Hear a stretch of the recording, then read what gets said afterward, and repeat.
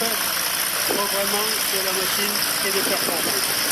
Le moteur est un Suisse Auto 200 une vitesse de 35 chevaux à 8000 tours.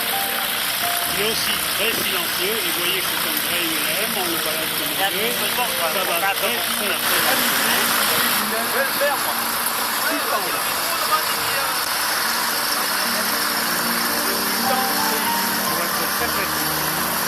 C'est-à-dire que c'est une aile sans main. C'est des petits détails, mais il faut les remarquer. C'est une solution qui a mis en avant. On avait un débat, ça avait utilisé sa fabrication et on a réussi à s'en passer. Donc c'est bref que l'évolution ça marche. Ouais, on attend. C'est les rodins. Ah, les Skyleaders qui décollent. Alors là, c'est une première parce qu'ils sont toujours en avance sur le podium, mais ils me laissent tout seul. Heureusement que je connais à la base Saint-Ex, Saint-Exupéry, c'est un côté d'Angers. Une base, une des plus, on va pas de chemin, une des plus belles bases de France, hyper bien équipée, en plein sud-ouest. Alors je vous dis pas, c'est pas des repas là-bas. C'est des gueules Prendre une autre fréquence. Ils ont pris l'habitude de travailler ensemble avec cette superbe machine. Manque de chance où le technicien est en train de dormir. Il arrive en courant. C'est une machine qui est extrêmement performante, le technicien va vous le confirmer, non seulement en vitesse de croisière, mais aussi pour l'approche des tout petits terrains. On peut aller pratiquement partout avec cette jolie bébête. Ah, il a couru, alors il essaie de reprendre son souffle. Merveilleuse formation, on voit qu'ils se sont quand même entraînés.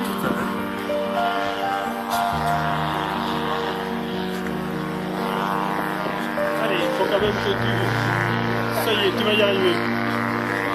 Messieurs, bonjour, excusez-moi pour ce retard. Je faisais des photos sur d'autres stands. Donc là, vous avez une petite formation. C'est 3 pilotes. Ce sont des pilotes absolument pas professionnels, comme vous et moi. Et donc, ils vont faire des évolutions qui vont être très lentes. C'est des choses que vous pouvez faire avec cette machine. C'est pas de l'esbrouf, c'est simplement pour vous montrer les conditions dans lesquelles vous pouvez évoluer avec ce type d'appareil. C'est un appareil qui est entièrement métallique, il n'y a pas de plastique là-dedans. Donc c'est un appareil qui a une certaine longévité, puisqu'il y a encore des appareils qui ont plus de 50 ans qui volent toujours. Pas des Skyleaders, mais des appareils métalliques.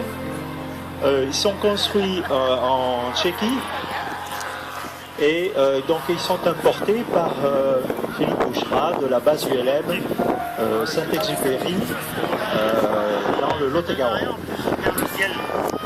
Donc là, les appareils se chauffent un petit peu, les pilotes... puisqu'ils ne volent pas tous les dimanches ensemble, donc ils reprennent un petit peu les machines en main, voilà. Donc vous avez un leader et 2 ailiers, un ailier droit, un ailier gauche. Et c'est le leader qui guide absolument les ailiers. Donc là, je pense qu'ils vont faire un premier passage lent. Donc c'est une machine qui a des volets foiler, c'est-à-dire que c'est les mêmes volets que vous avez sur les Boeing, entre Airbus et compagnie. Vous avez jusqu'à 14% de surface. Ces volets, on dirait même qu'ils sont détachés de la voilure, parce qu'ils ont un effet de fente, ce qui permet justement d'avoir une aile beaucoup plus porteuse. Voilà, ce sont des appareils qui se posent tranquillement à 60 à l'heure sans aucun problème.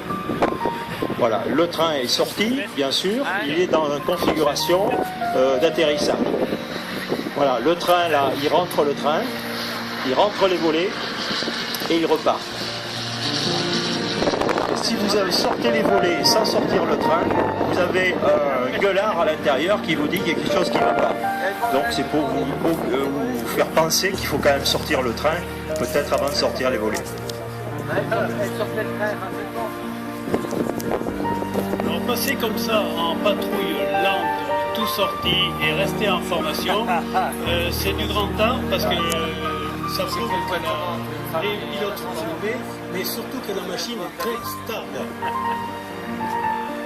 Effectivement, tous les gens qui ont donc eu le loisir d'essayer cette machine ont toujours dit que c'était une machine qui inspirait confiance. Et ça, c'est vraiment c'est primordial.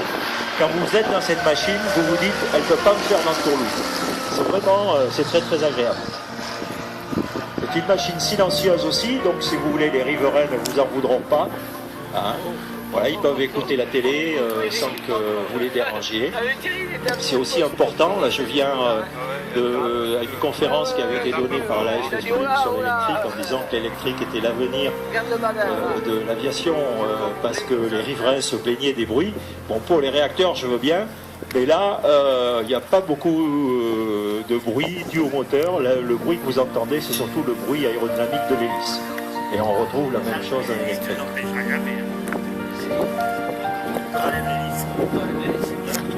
Donc c'est des machines qui peuvent évoluer, disons, dans une plage de vol de 120 km/h à 190-200 couramment, sans aucun problème.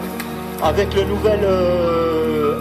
nouveau moteur de chez Rotax, le 912 IS, nous faisons couramment 14 litres à l'heure à 200 km/h. Avec une PA de, normalement, c'est 25.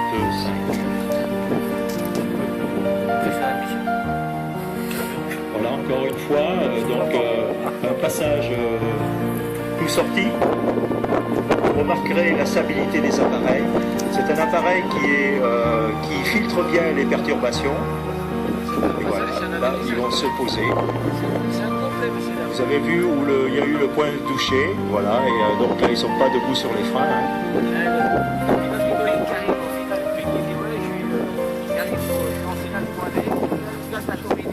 Voilà, donc ces machines sont équipées de freins Béranger, ce qui bien sûr n'est pas un handicap.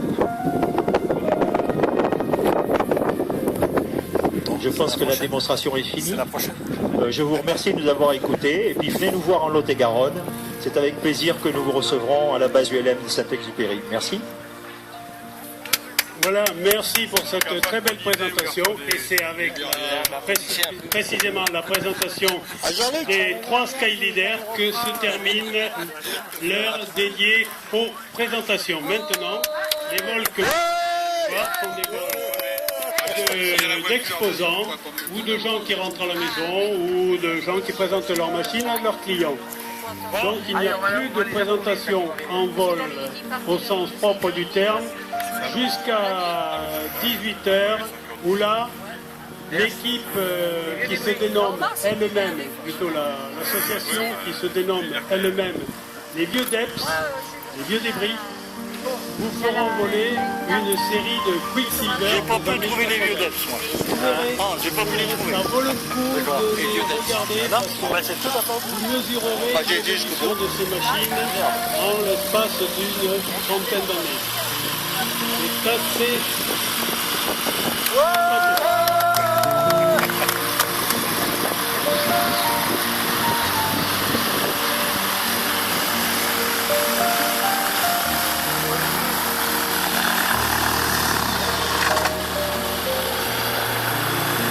Alors on a une association